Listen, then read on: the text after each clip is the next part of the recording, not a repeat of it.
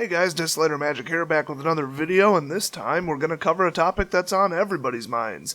With the banning of Splinter Twin and, of course, Amulet Bloom, or I should say Summer Bloom, people are starting to complain. Once again, it's sort of an annual thing at this point. They're just starting to complain about the format Modern in general. I've always strongly disliked it. I have started playing it, and now I dislike it less, but there's still some problems I have with it. So I'm going to discuss the pros and cons of the format and what I think they should change in the future. Now, for those of you who don't know, and this actually took me by surprise because I didn't know this, Modern was invented in the spring of 2011, which is really recently. I mean, that's right around 5 years ago. I couldn't believe that when I read that, because people had told me differently, but I get bad information all the time from all kinds of people. But basically it was invented because Vintage and Legacy were really popular, but they were really expensive and only getting worse over time as far as price and card availability. So they had this format called Extended, and this Modern format replaced it at the Pro Tours right around that time. And pretty much every other large tournament as well. So Extended was actually invented in 1997, which is shortly after the game was invented. So that was like the format at the time. So that was sort of like the original precursor to Modern. Now, it contained a couple extra sets back, about, give or take, 4 years worth at any given time. It was briefly changed to 7 years, and then changed back to 4, and then it was basically eliminated and replaced with Modern completely. Now, when they invented Modern, they decided that the cutoff period should be 8th edition, which was a big mistake, but I'll get into that later. They basically just picked it because that's when they finalized the modern look of the cards, thus the term Modern, I guess. I'm not sure if those two are actually related, but it's basically where the actual information is physically printed on the card. And also they kind of settled on what color the border was. So basically all the cards after that pretty much look the same as far as where the power and toughness are and the cost and, how they're expressed and that sort of thing. So that's the history of how Modern was designed and where it came from and when it came from and that sort of thing. But the best realistic description of Modern that I give to new players who hear the term and then ask me what it is and, what it entails is as follows, and I am completely serious about this. I tell them it's an extremely expensive format of cards going back to 2003 that were never designed or intended to be played together. They were never tested together by the R&D department, really. They were just sort of put together.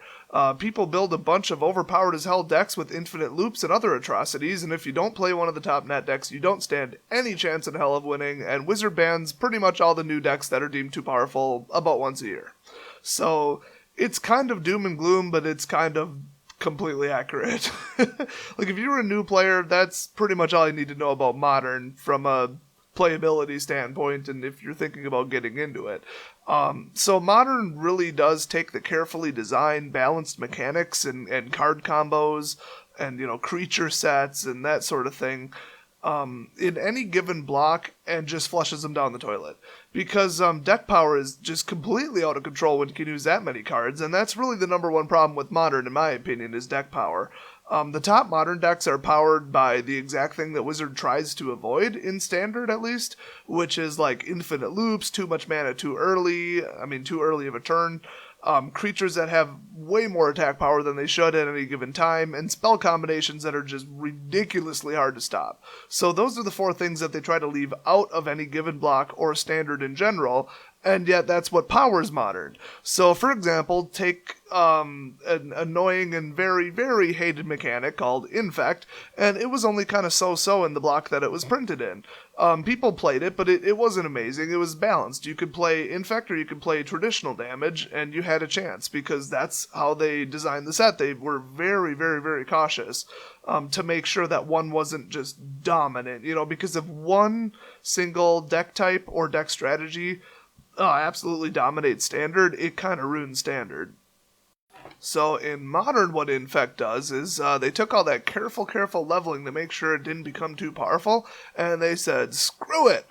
Let's let people use Mutagenic growth, Titanic growth, and become immense with it. Wouldn't that be fun for everyone? So why was Mutagenic growth not included in the original block that had Infect in it? Probably because if you mix that with the unblockable Infect guy, it might be a little bit too easy to win, but in Modern, it's just a complete free-for-all. So, let's say a series of spells will tap, untap, retap, untap, retap, untap a creature so that it can duplicate itself 100 times and win the game on turn 4. You'd never see that in Standard, and if you did, they might actually take a very rare step of banning one of the cards from Standard. I think I've never seen that. I know they banned a card from Extended when they made a gigantic disaster of a card combo, but cards are banned in Modern all the time. So the people running things at Wizards made an unbelievably idiotic decision when they invented Modern. They had two choices. They could either ban every single existing or potential infinite combo, completely unfair overpowered combo, like unblockable infect and boost, etc., on and on and on. You could think of all the stuff that's unfair in Modern, and then they could make it into a very fair and even super standard, where it's like Standard, but it's more flexible because you've got more cards to build with, and you can build like a really cool deck idea. So then the whole idea would be, oh, I have this Standard deck, it's cycled out, so I'm going to take cards going back to 8th edition and make the deck way more powerful, but not insane. Like, it's still an Elves deck, it's still a Pixies deck, it's still a Merfolk deck, which actually are some modern decks. It actually does describe them. The Merfolk, I can't even say it, the Merfolk were all pretty much printed in one set or one block, and people played with them, but then in Modern, you can use other cards to work with them to make them even better. So it's like taking a Standard deck and upgrading it. So now it's like a really big duel between you and another person, and it's a lot more fun in theory. Well, that's not what they did. Instead, they decided that the magic golden rule is as long as the deck didn't win before turn 4, it's completely like a free-for-all. I mean, there's really only like probably 25 man cards, something like that. So free-for-all pretty much describes it. That pretty much translates to a who can win on turn 4 the most effectively and consistently without being stopped contest. And that's all it really is still to this day for the most part.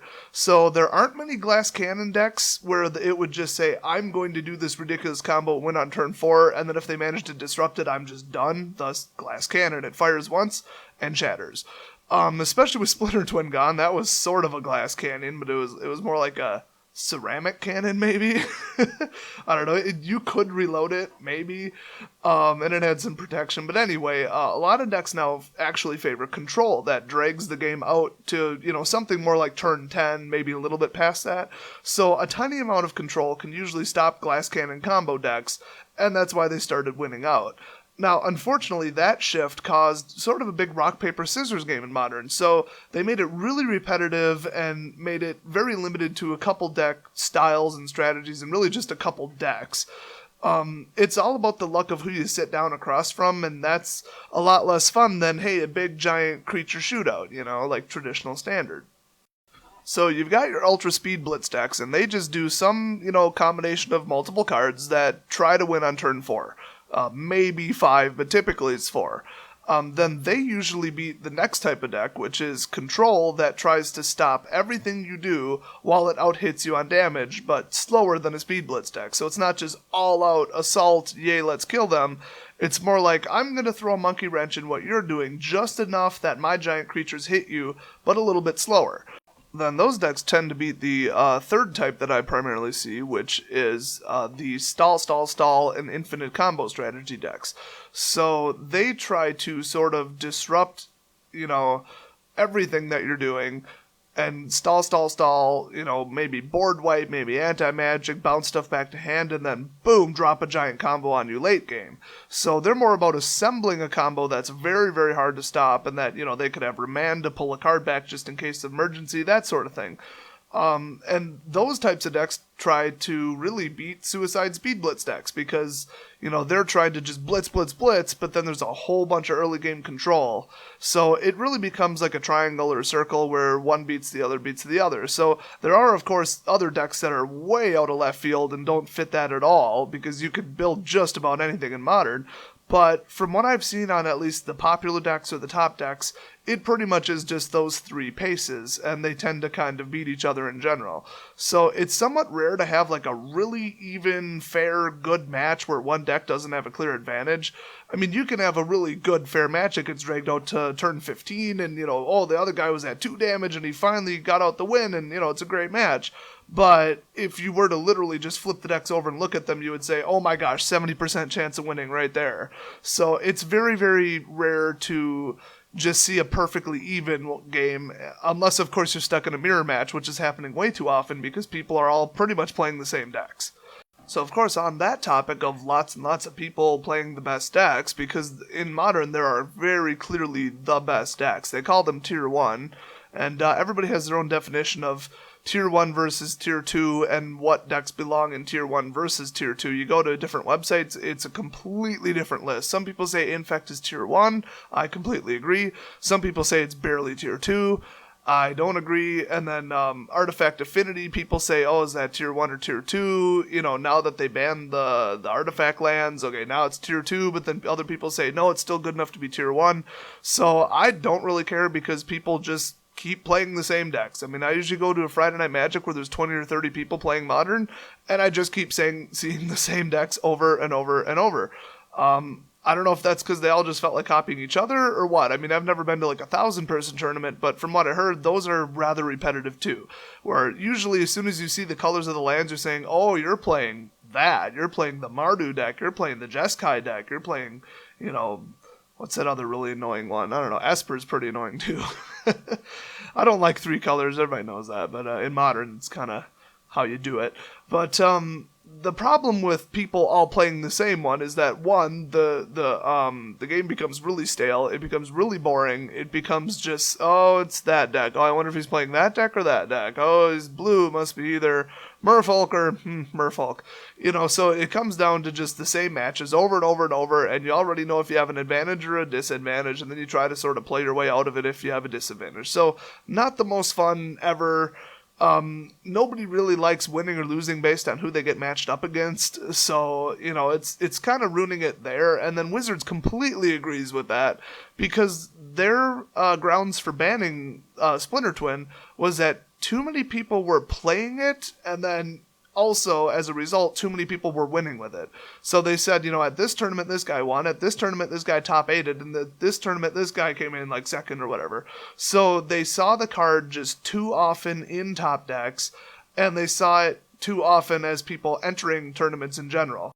And then, of course, you've got the cost. The cost is really the number 2 worst problem in Modern, besides overpowered decks that just win too quickly and are very unfriendly to people entering the format. When it comes to price, it usually goes like a card goes from 50 cents or $1, maybe $2. Let's say it was printed like 8 years ago. So, it's based on, a kind of high price just because it was a rare and it wasn't printed anytime recently. And then suddenly some guy says, oh, there's a cool combo with that, and builds a deck. Goes to a tournament, does well. Boom, the next day everybody buys it. I mean, there are some times when they post, information right at midnight or something on their website, and then people are like just waiting on the card websites to like buy out whatever gets posted. I mean, it's just crazy. That's like some crazy Wall Street stock market stuff. But that's what it comes down to. If you want a reasonable price on a card, you have to, like, camp out in front of it digitally, It's like you're waiting for the new iPhone to come out and you got your tent out on the parking lot, It's exactly like that, but digital. So the card shortages are a really bad problem. Now, the worst of the worst of the worst pricing comes when people use the card in multiple decks. I guess like Snapcaster Mage and Tarmogoyf would be the only 2 that come into my mind right now about cards that are in multiple prominent top tier decks, because they're just powerful. I mean, Tarmogoyf, it's a 2-cost creature that very rarely has 2 toughness or attack power. So it's just a universally good creature.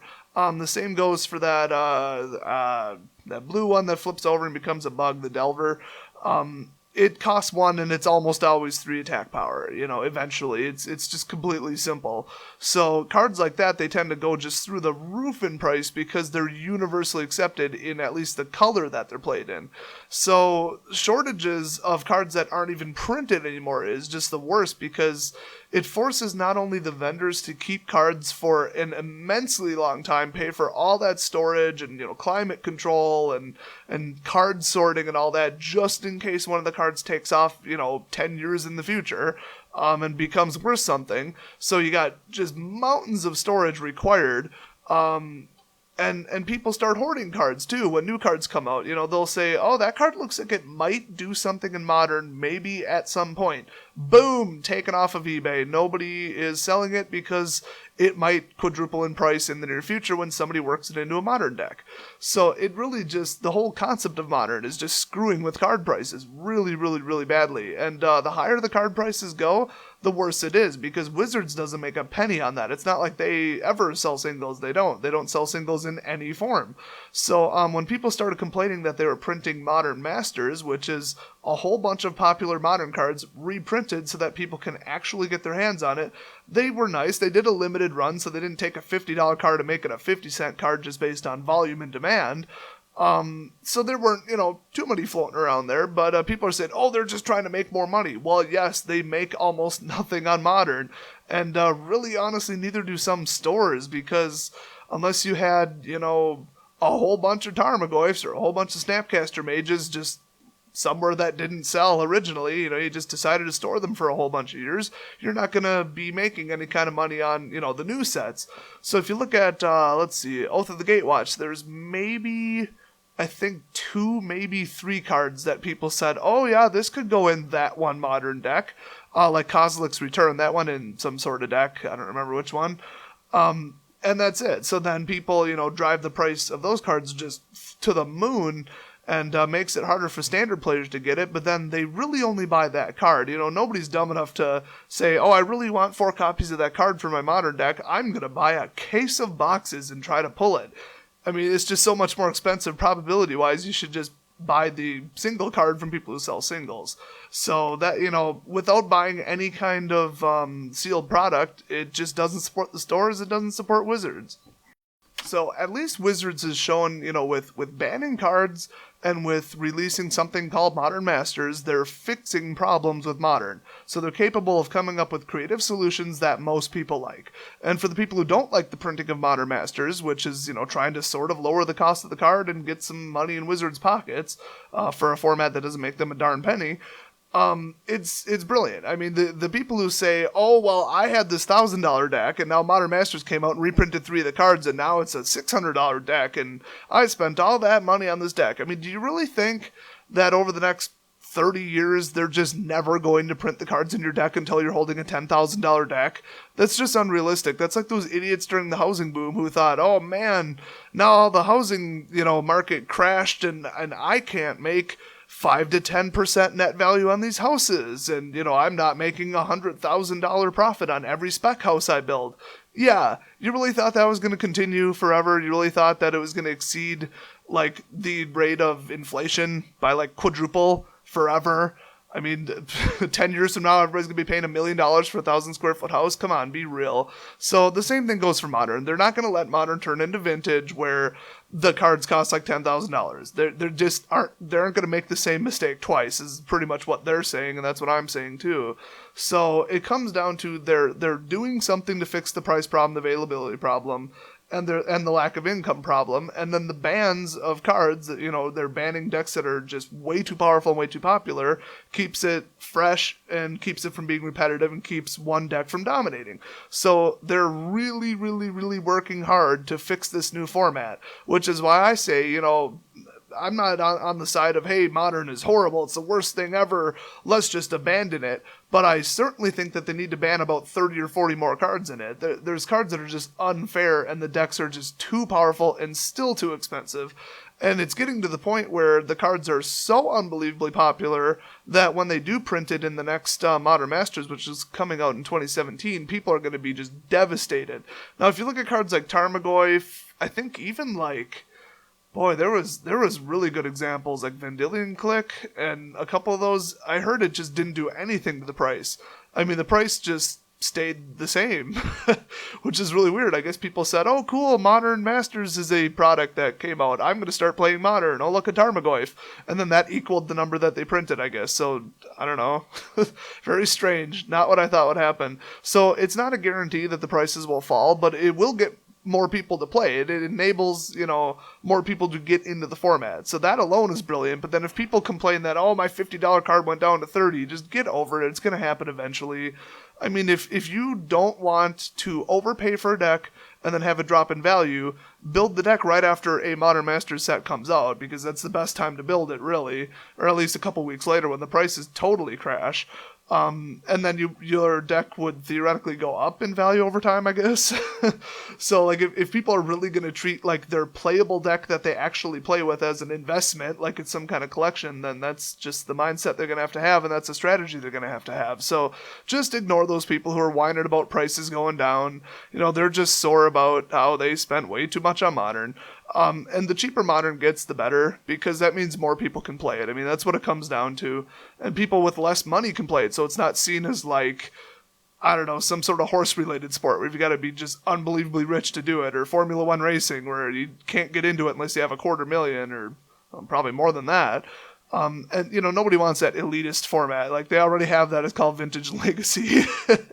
So I stated what's all wrong with Modern, what I don't like about it, what's unfriendly to new players, the price, the overpowered decks, and that sort of thing.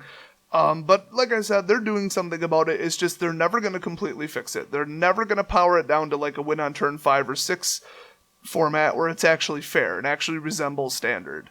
So I guess they just weren't trying to resemble Standard, but it way too closely represents, how you play in Vintage and Modern, which, there's no win on turn 0, but it's just like a super powered combo shootout of cards that just have no business being played together. It's just a slap in the face to R&D, set design, and really even just the rules. So, you mix these mechanics together and it just gets ugly. Like tap on tap, and then, you can do this, and then Phyrexian mana mixed with Infect. It's just a complete catastrophe of stuff that was never supposed to go together. So it's so much different than Standard, where it's really, really balanced, but you could still build like 100 different decks and still stand a chance, and it's just never going to get there. So it's always going to be that annoying format where you net deck or you lose. I just don't see them fixing that. So unless they bring back something that resembles Extended, or like a really limited Extended that only goes back 2 blocks instead of like the typical 8 to 6 or whatever it was, then Modern is just going to keep being this monster. And it's only going to get worse as more and more and more cards enter the Modern pool, because it's not like that 8th edition cutoff ever moves. So there has been some chatter, some rumors, and some staff mentioning some things that sort of hinted that they're going to make changes to Modern even more significantly than bans and Modern Masters.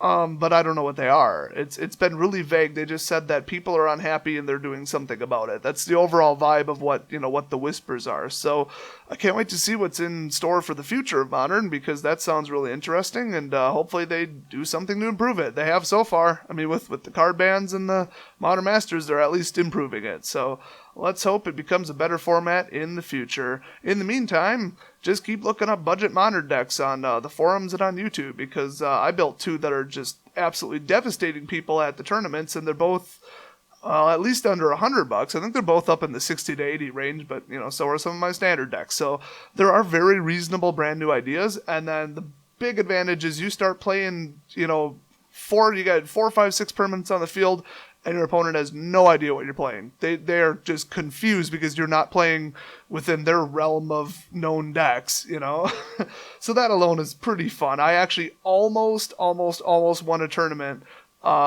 this last, it was yesterday, with that SEAL Team 6 deck.